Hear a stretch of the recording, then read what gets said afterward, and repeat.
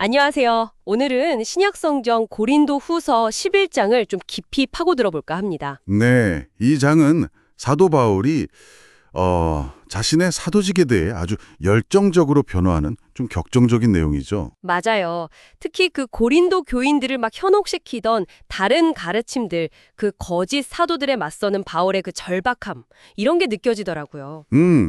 도대체 왜 그렇게까지 자신을 변호해야 했을까? 그 이유가 궁금해지는 지점이죠. 네. 그래서 이번 시간을 통해서 바울의 그 간절한 마음, 그리고 그가 부딪혔던 반대가 구체적으로 뭐였는지, 이런 걸 좀 살펴보려고 합니다. 그리고 특히 흥미로운 건 세상적인 기준하고는 완전 반대로 가잖아요. 자신의 약함, 또 고난, 이걸 통해서 오히려 진정한 사도의 증거를 내세우는 방식. 이게 아주 독특합니다. 그렇죠. 이게 과연 우리에게는 어떤 의미로 다가올지 함께 좀 탐색해보면 좋겠습니다. 네, 바울이 처음부터 좀 강하게 나가는데요. 하나님의 열심으로 교인들을 대한다고 말하죠. 네, 그 표현 자체도 상당히 강렬하죠. 마치 아버지가 딸을 한 남편, 그러니까 그리스도께 순결하게 중매하는 그런 심정이라고까지 하잖아요. 그만큼 애정이 깊었다는 거겠죠. 근데 동시에 엄청난 두려움도 느낍니다. 네, 맞아요. 그 옛날에 뱀이 하와를 속였던 것처럼 교인들의 마음이 그리스도를 향한 그 진실함, 깨끗함에서 떠나서 부패할까 봐 그걸 걱정하는 거죠. 특히 교인들이 다른 예수, 다른 영, 다른 복음을 너무 쉽게 받아들이는 그 현실, 이걸 정말 안타까워하는 게 느껴져요. 그렇죠. 바울이 여기서 약간 비꼬듯이 말하는 그 지극히 크다는 사도들, 이 사람들이 문제였던 것 같아요. 네, 아마도 화려한 말솜씨나 세상적인 권위, 이런 걸로 고린도 교인들 마음을 사로잡았던 사람들이겠죠? 그래서 바울이 딱 잘라서 말하잖아요. 나는 말에는 부족하나 지식에는 그렇지 않다. 그 겉모습, 말주변 이런 것보다는 내용의 진실성이 중요하다. 이걸 강조하는 거죠. 이게 요즘에도 시사하는 바가 큰 것 같아요. 화려한 프레젠테이션이나 카리스마가 때로는 본질을 가릴 수도 있으니까요. 그렇죠. 정말 중요한 지적입니다. 그래서 바울이 다음으로 던지는 질문이 상당히 도발적이에요. 네, 어떤 거죠? 내가 하나님의 복음을 값없이 전한 게 죄냐? 이렇게 묻는 거죠. 아, 이거 정말 논쟁적인 부분이죠. 네. 자기는 오히려 고린도 교회를 섬기려고 다른 교회들한테서 지원을 받았다. 그리고 고린도에서는 절대 폐를 끼치지 않으려고 엄청 조심했다. 이렇게 밝히거든요. 왜 그렇게까지 했을까요? 바로 그 거짓 사도들.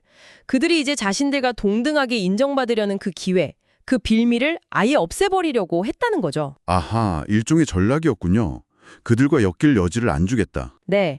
그래서 바울이 이 사람들을 거짓 사도요, 속이는 일꾼이라고 부르면서 그들이 자기를 그리스도의 사도로 가장한다고 지적합니다. 위장한다는 거네요. 근데 이게 놀랄 일도 아니라고 해요.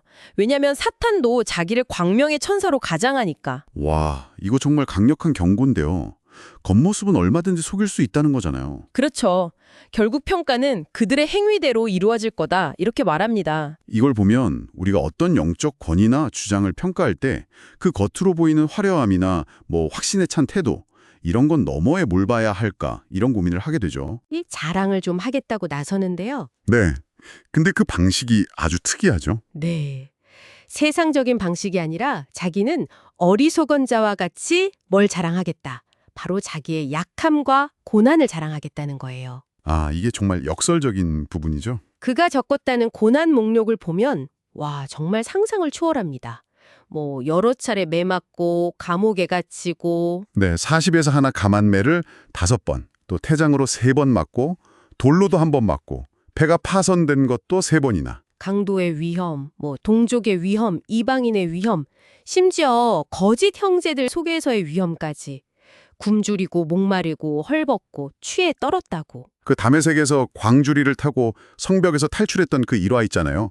그것까지 아주 생생하게 기록돼 있죠. 정말 영화의 한 장면 같아요. 근데 여기서 핵심은 이거죠. 바울이 내세우는 진짜 사도의 자격증이라고 할 만한 것은 어떤 세상적인 지위나 능력이 아니라는 거예요. 그럼 뭔가요? 바로 그리스도와 교회를 위해서 기꺼이 겪었던 이 모든 고난, 그 자체라는 거죠. 날마다 내 속에 늘리는 일이 있으니 곧 모든 교회를 위하여 염려하는 것이라 이 말에서도 느껴지고요. 아, 그러니까 그 자랑이라는 게 결국 약한 것을 자랑하는 거군요. 네, 맞습니다. 내가 부득불 자랑할진대 내가 약한 것을 자랑하리라. 이 선언에 모든 게 담겨 있다고 볼 수 있죠. 이건 뭐 자기 과시에 열 올리던 경쟁자들과는 완전히 다른 차원의 이야기입니다. 와, 정말 대단하네요.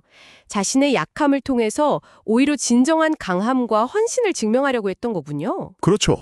저희는 고린도 후서 11장을 통해서 그 거짓 사도들의 가르침에 맞서서 자신의 사명과 진정성을 변호했던 바울의 목소리를 들어봤습니다. 네, 특히 그 역설적인 방식, 어리석은 자랑이라고 불렀던 그 약함과 고난을 통해 자신의 정당성을 드러내는 그 독특한 방식을 확인했죠. 바울은 빛으로 과장한 속임수의 위험성을 아주 강하게 경고했어요. 네, 사탄이 빛의 천사로 또 거짓 사도들이 의의 일꾼으로 가장하는 것처럼 말이죠. 여기서 마지막으로 한번 생각해 볼 질문을 던지고 싶습니다. 네, 어떤 질문인가요? 이렇게 설득력 있는 목소리, 또 잘 포장된 이미지가 넘쳐나는 세상에서 우리는 어떻게 진정성과 모방을 분별할 수 있을까요?